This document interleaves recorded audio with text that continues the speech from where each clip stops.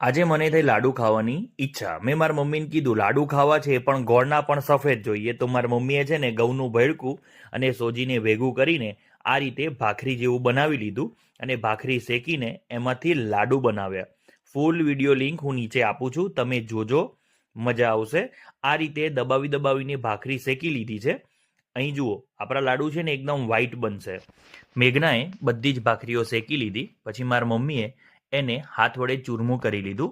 ચૂરમુંને ઝીણું કરવા માટે મિક્સરનો ઉપયોગ પણ અમે કર્યો હતો.